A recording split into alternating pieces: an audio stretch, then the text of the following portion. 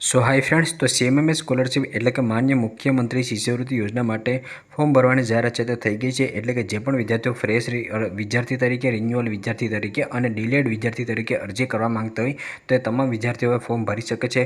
વર્ષ 2024 અને 25ની અંદર ક્યાં ક્યાં નવા નિયમો આવ્યા છે એના પર પણ આપણે માહિતી લેવાના છીએ અને અન્ય જે મહત્ત્વની બાબતો છે એની પણ ચર્ચા કરવાના છીએ. આ ચેનલમાં તમામ વિડીયો જેમ કે સ્કોલરશિપના, હોસ્ટેલના અને એડમિશનના આવતા હોય છે, તો તમે ચેનલમાં નવા હોય તો ચેનલને સબસ્ક્રાઈબ કરી રાખજો, જેથી કરીને આગળ તમામ અપડેટ તમને મળતી રહે. એટલે આપણે જોવાના છે કે કયા કોર્સમાં તમને કેટલી સ્કોલરશિપ મળવાપાત્ર થાય છે. અહીંયા અભ્યાસક્રમે દર્શાવેલું છે, મેરિટનો આધાર અને શિષ્યવૃત્તિની સંખ્યા અને મહત્તમ સહાય તમને જોવા મળશે. તો મેડિકલ અને ડેન્ટલમાં તમે એડમિશન લેતા હોય કે જેમાં તમારો મેરિટનો આધાર છે એ નીટના આધારે રહેશે કે નીટના જે તમારા માર્ક છે એના આધારે તમને મળવાપાત્ર હોય છે. અને આ જે સ્કોલરશિપ છે એ તમારી મેરિટ બેઝ સ્કોલરશિપ છે, એટલે 250 વિદ્યાર્થીઓને આપવામાં આવે છે. તમે એમવાયએસવાય અને કન્યાકુલ યોજનાનો લાભ લઈ શકો છો. એમાં તમે લાયકાત ધરાવતા હોય તમામ વિદ્યાર્થીઓને મળવાપાત્ર છે, પરંતુ સીએમએમએસ સ્કોલરશિપ છે એ મેરિટના આધારે જે પહેલાં 250 વિદ્યાર્થીઓ આવતા હોય એને મળવાપાત્ર રહેશે. એટલે મેડિકલ અને ડેન્ટલમાં વાર્ષિક તમને 5 લાખ સ્કોલરશિપ છે તે મળતી હોય છે. આમાં બોયઝને પણ મળવાપાત્ર છે, જ્યારે કન્યાકુલ યોજના છે એ વખતે ગર્લ્સને જ મળવાપાત્ર રહેશે.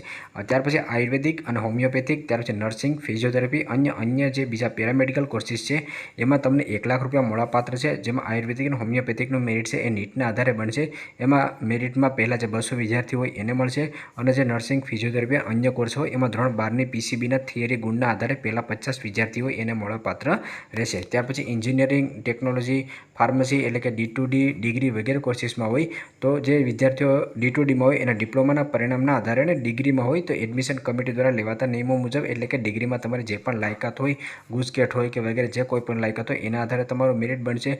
તો એમાં ડિગ્રીમાં હોય એમાં ટોટલ 570 વિદ્યાર્થીઓ અને D2Dમાં 310 વિદ્યાર્થીઓને મળવાપાત્ર રહેશે. Engineering, technology, pharmacy, D2D, diploma two degree હોય વગેરે કોર્સિસમાં 1 લાખ સ્કોલરશિપ મળવાપાત્ર થશે. ડિપ્લોમા તમે એડમિશન લેતા હોય તો તમારું જે મેરિટ છે એ ધોરણ 10ના આધારે બનતું હોય છે. એમાં ટોટલ 120 વિદ્યાર્થીઓને મળવાપાત્ર છે અને એમાં 50,000 સ્કોલરશિપ છે તે મળવાપાત્ર છે. જે અન્ય બીજા અભ્યાસક્રમો હોય જેમ કે BA, BCom, BCA, BBA વગેરે માટે જે BSCમાં હોય, જે BBAમાં હોય, BComમાં હોય તો એ વિદ્યાર્થીઓને જે લાયકાત લાગતી હોય એ પણ તમે જોઈ શકો છો. ધોરણ 12 સાયન્સ અથવા કોમર્સ કે આર્ટ્સના વિદ્યાર્થીઓ તો એમાં પણ તમે જોઈ શકો છો. જે સાયન્સના વિદ્યાર્થીઓ હોય એમાં ટોટલ 300 વિદ્યાર્થીઓને, ત્યાર પછી જે પીસીબીના વિદ્યાર્થીઓ હોય એમાં 100 વિદ્યાર્થીઓ અને કોમર્સ આર્ટ્સના ટોટલ 600 વિદ્યાર્થીઓને મળવાપાત્ર થશે. અને આમાં 10,000 રૂપિયા સ્કોલરશિપ તમને મળવાપાત્ર થશે. વધારે આમાં સ્કોલરશિપ મળતી હોય છે તો એ મેડિકલ અને ડેન્ટલ કોર્સમાં મળતી હોય છે. આમાં પણ તમારી જે કોલેજની ફી હોય એના 50% નિયમ લાગુ પડતો હોય છે.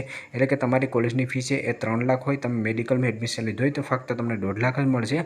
બાકી જો તમારી કોલેજની ફી છે 12 લાખ હોય તો તમને મેક્સિમમ 5 લાખ છે તે મળશે. તો હાલ જે નોટિફિકેશન ડિક્લેર કરવામાં આવી છે એ વર્ષ 2024-25ના વિદ્યાર્થીઓ માટે છે, કારણ કે 2024માં આની અરજી છે તે ચાલુ થઈ નહોતી. ઘણી બધી આની અરજી છે તે મોડી ચાલુ થઈ છે. અરજીની પ્રોસેસ છે એ ગયા વર્ષે ચાલુ થઈ જવી જોઈએ ને અત્યારે એની સ્કોલરશિપ જમા પણ થઈ જવી જોઈએ, પરંતુ ગયા વર્ષે અમુક કારણોસર આની સ્કોલરશિપની પ્રોસેસ ચાલુ કરવામાં નહોતી આવી. તો આ જે નોટિફિકેશન છે એ 2024 અને 25ના વિદ્યાર્થીઓ માટે છે. એટલે કે 2024માં જે પણ ફ્રેશ, રિન્યુઅલ કે ડિલેડ અરજી કરવાની હોય એ વિદ્યાર્થીઓને લાગુ પડશે. 2025માં જે એટલે કે આ વર્ષે જે વિદ્યાર્થીઓ એડમિશન લેશે એ વિદ્યાર્થીઓમાં નોટિફિકેશન છે એ આગળ ડિક્લેર કરવામાં આવશે. જ્યારે ડિક્લેર કરવામાં આવશે એટલે યુટ્યુબ વિડીયોના માધ્યમથી કે ઇન્સ્ટાગ્રામથી હું તમને લોકોનો અપડેટ છે એ કરી દઈશ. તો જે પણ અહીંયા અગત્યની માહિતી છે એ તમે જોઈ શકો છો. આપણે અગાઉના વિડીયોમાં પણ એની ચર્ચા કરેલી છે. જે મહત્ત્વની બાબતો છે આપણે ચર્ચા કરી લઈએ. તો તમે જે પણ કેટેગરીમાં આવતા હોય, જેમ કે તમે OBC કેટેગરીમાં આવતા હોય, EWS કેટેગરીમાં આવતા હોય અથવા તમારું ઇન્કમ સર્ટિફિકેટ છે વગેરે જે પણ ડોક્યુમેન્ટ છે એ તમારા 31/3/2025 પહેલાંના હોવા જોઈએ. એટલે કે 31 માર્ચ 2025 પહેલાંનું તમારું ડોક્યુમેન્ટ હોવું જોઈએ, કારણ કે આ અરજીની પ્રોસેસ છે એ 2024ના વિદ્યાર્થીઓને લાગુ પડે છે. એટલા માટે હવે જો તમારું ડોક્યુમેન્ટ છે 31/3/2025 પછીનું એટલે કે એપ્રિલ મહિનાનું કે મે મહિનાનું હોય અને તમે આ વર્ષે કઢાવેલું હોય તો આ વર્ષે જ્યારે તમે અરજી કરશો તો એ તમારું વેલિડ ગણાશે. પરંતુ આ જે અરજીની પ્રોસેસ છે 2024ના વિદ્યાર્થીઓ માટે છે એટલેનું ડોક્યુમેન્ટ છે 31/3/2025 પહેલાંનું હોવું જોઈએ. બીજું જે પણ તમે કેટેગરીમાં આવતા હોય એ કેટેગરી માટે તમારે ડોક્યુમેન્ટ છે એ રજૂ કરવાનો હોય છે, જે આપણે ઓલરેડી માહિતીના વિડીયોમાં ચર્ચા કરેલી છે. પરંતુ આમાં અરજી કરવા માંગતા હોય તો ટૂંકમાં તમને સમજાવી દઉં તો આમાં કોઈ પણ તમારી ટકાવારી કે ગ્રેડનું ક્રાઇટેરિયા નથી, પરંતુ તમારો આવકનું ક્રાઇટેરિયા અને આ જે 7 કેટેગરી છે એમાંથી કોઈ પણ એક કેટેગરીમાં તમે આવતા હોવા જોઈએ. જેમ કે આની જે વેબસાઇટ છે સીએમએમએસ સ્કોલરશિપની એમાં જે 50% ઓછી મહિલા સાક્ષરતા દર તાલુકાઓ છે ટોટલ ગુજરાતમાં, એવા તાલુકાઓ આવેલા છે કે જેમાં મહિલાનું સાક્ષરતા દર 50% કરતાં ઓછો છે. એમાંથી કોઈ પણ બહેન આવતી હોય તેને એમને મળવાપાત્ર થશે. ત્યાર પછી જે કોઈપણ યુદ્ધ, આતંકવાદ, નક્સલવાદ જેવી ઘટનાઓમાં દરમિયાન માર્યા ગયા હોય તો કાયમી રીતે વિકલાંગ થયા એવા જવાનોના સંતાનો, જેમ કે પોલીસ કર્મી હોય અથવા તો ડિફેન્સમાં જોબ કરતા હોય એના સંતાનો. ત્યાર પછી શ્રમિક વાલીના બાળકો હોય કે જેની પાસે નિર્માણ કાર્ડ ધરાવતા હોય એના સંતાનોને મળવાપાત્ર થશે. જે 40% કે વધુ વિકલાંગતા ધરાવતા હોય એ વિદ્યાર્થીઓ અથવા વાલીના બાળકોને મળવાપાત્ર થશે. વિધવા મહિલાના બાળકોને, અનાથ બાળકો જેના માતા પિતા બંને મરણ પામ્યા હોય અને ડિવોર્સી અથવા ત્યક્તા મહિલાના બાળકો હોય તો એ વિદ્યાર્થીઓને મળવાપાત્ર થશે. ઓનલાઈન અરજી કરતા હોય ત્યારે તમામ ડોક્યુમેન્ટ તમારે અપલોડ છે તે કરવાના હોય છે. તમારું આધાર કાર્ડ છે બેંક સાથે લિંક થયેલું હોવું જોઈએ તો જ તમને સ્કોલરશિપ છે તે મળવાપાત્ર થશે. જે તમારું ઇન્કમ સર્ટિફિકેટ છે એ અથવા તો તમારું બીજું કોઈ પણ ડોક્યુમેન્ટ છે એ તમારે વેલિડ છે કે નહીં ચેક કરી લેવું. જે તમારું ઇન્કમ સર્ટિફિકેટ છે એ તમારું 1 વર્ષ માટે વેલિડ હોય તો એ પણ ચેક કરી લેવું અને 3 વર્ષ માટે વેલિડ હોય તો એ પણ તમારા ઇન્કમ સર્ટિફિકેટમાં લખેલું હોય છે. તો તમારું જે આવકનું પ્રમાણપત્ર છે એ તમારું તાલુકામાંથી તમે કઢાવેલું હોય તો પણ વેલિડ રહેશે. તલાટ કમ મંત્રીનું હોય તો પણ વેલિડ રહેશે, પરંતુ તમે કયા વિસ્તારમાંથી આવો છો એના પર ડિપેન્ડ કરતું હોય છે. તો આવકનું પ્રમાણપત્ર છે એ તમારું વેલિડ હોવું જોઈએ. જો એમાં લખેલું હોય કે 3 વર્ષ માટે વેલિડ છે તો ખાસ કરીને રિન્યુઅલના વિદ્યાર્થીઓને બરાબર ચેક કરી લેવું. તમે ઓનલાઈન અરજી કરી લો ત્યાર પછી તમારે નજીકના કોઈપણ હેલ્પ સેન્ટરમાં જઈ અને ડોક્યુમેન્ટ વેરિફિકેશન તમારે કરાવવાનું રહેશે. જે પણ વિદ્યાર્થીઓ ફ્રેશ અરજી કરતા હોય તો આ 2024ની અરજી છે. તમે 2025માં આવતા હોય તો તમારે ફ્રેશ અરજી 2025ની લાગુ પડશે. જે વિદ્યાર્થીઓ 2024માં ફોર્મ ભરી ચૂક્યા નહોતા કારણ કે ફોર્મ ભરવાની પ્રોસેસ ચાલુ નથી થઈ તો એ વિદ્યાર્થીઓને ફ્રેશ વિદ્યાર્થીઓ તરીકે જ્યારે એણે એડમિશન લીધું હોય તો ધોરણ 10માં કે 12માની જે પણ લાયકાત હશે એ મુજબ એને ફ્રેશ અરજી કરવાની રહેશે. જે રિન્યુઅલ વિદ્યાર્થી હોય અને એ મુજબ અરજી છે તે કરવાની રહેશે. અન્ય જે પણ ફ્રેશ વિદ્યાર્થીઓ એના માટે લાયકાતની વાત કરીએ તો ધોરણ 10મું કે 12મું પાસ કરીને સ્નાતક કે ડિપ્લોમા અભ્યાસક્રમમાં એડમિશન લીધેલા હોવા જોઈએ.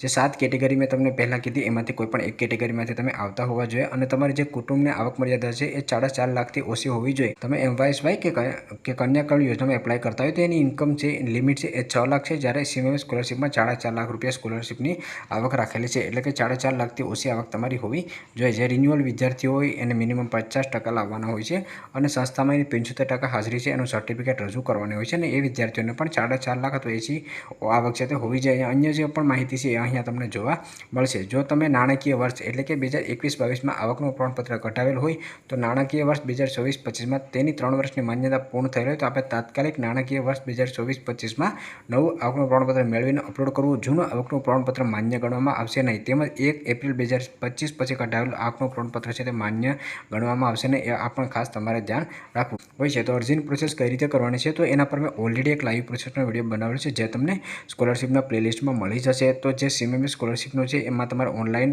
ફોર્મ છે તે ભરવાનું રહેશે. હું ઓફિશિયલ વેબસાઇટની મુલાકાત લઈને પણ તમને બતાવીશ. નીચે આવશો તો ડોક્યુમેન્ટ અપલોડ કરવા માટે અથવા તો હેલ્પ સેન્ટર વગેરેની માહિતી છે એ તમને જોવા મળશે. જે પણ વિદ્યાર્થીઓ જે 7 કેટેગરીમાં આવતા હોય તો કયા કયા પ્રમાણપત્રની જરૂર પડશે એ પણ જોવા મળશે. જે શ્રમિક કાર્ડ માટે હોય તો નિર્માણ કાર્ડ, જે ડિફેન્સના હોય અથવા તો પોલીસ કર્મી હોય તો સૈનિક વેલફેર બોર્ડનું અધિકારીનું પ્રમાણપત્ર, પોલીસમાં હોય તો એને એ પ્રમાણનું પ્રમાણપત્ર, વિકલાંગતા હોય તો સક્ષમ અધિકારીનું પ્રમાણપત્ર, જે જાતિમાં તમે આવતા હોય કેટેગરીમાં એનું પ્રમાણપત્ર, માતા પિતા અલગ થયા એના પુરાવા, જે વિદ્યાર્થીઓ જે ત્યક્તા હોય એના માટે, માતા પિતાનું મરણ પ્રમાણપત્ર, જે અનાથ હોય એના માટે અનાથ આશ્રમનું પ્રમાણપત્ર જોશે, વિધવા હોવાનું પ્રમાણપત્ર અને ત્યક્તા હશે તેના 16 સ્ટેમ્પ પેપર એફિડેવિટ છે તે કરાવવાનું રહેશે. જે પણ ડોક્યુમેન્ટ તમારે અપલોડ કરવાના રહેશે અથવા માહિતી ફિલઅપ કરવાની રહેશે એ અહીંયા તમને જોવા મળશે. જે ફ્રેશ વિદ્યાર્થીઓ માટે આધાર કાર્ડ, રેશન કાર્ડની સૌપ્રમાણિત નકલ, ધોરણ 10માં 12માની પાસ કર્યાની માર્કશીટની નકલ, કે જે વિદ્યાર્થીઓ 10મું લાગતું હોય ડિપ્લોમા તો 10માનું અને ડિગ્રી હોય તો 12માની માર્કશીટ જરૂર પડશે.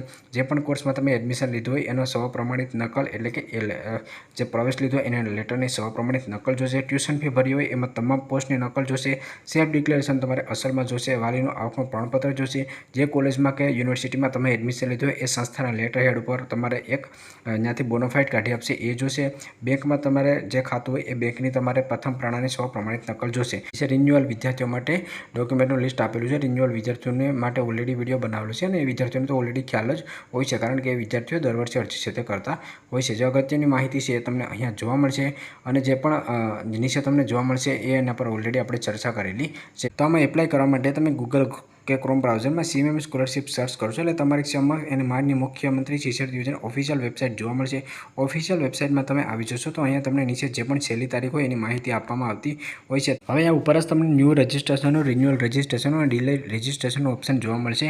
તો એ એક્ટિવ થશે એટલે એના પર ક્લિક કરી અને તમે ફોર્મ ભરી શકો છો. આ જે નોટિફિકેશન છે 2024ના વિદ્યાર્થીઓ માટે છે, 2025ના વિદ્યાર્થીઓ માટે આવશે ત્યારે પણ હું તમને લોકોને ઇન્સ્ટાગ્રામ પેજમાં અપડેટ સાથે કરી દઈશ. તો જ્યારે અહીંયા ફોર્મ ભરવાની ચાલુ થઈ જશે એટલે અહીંયા તમને ઉપર ન્યૂ રજિસ્ટ્રેશનનો ઓપ્શન અથવા તો રિન્યુઅલ રજિસ્ટ્રેશનનો ઓપ્શન છે તે જોવા મળશે. નીચે કોઈ પણ અપડેટ આવતી હોય એ તમે પોતે પણ ચેક કરી શકો છો. જો તમને આ વિડીયો પસંદ આવે તો લાઇક કરજો અને ચેનલમાં ન હોય તો ચેનલને સબસ્ક્રાઈબ કરવાનું ભૂલશો નહીં.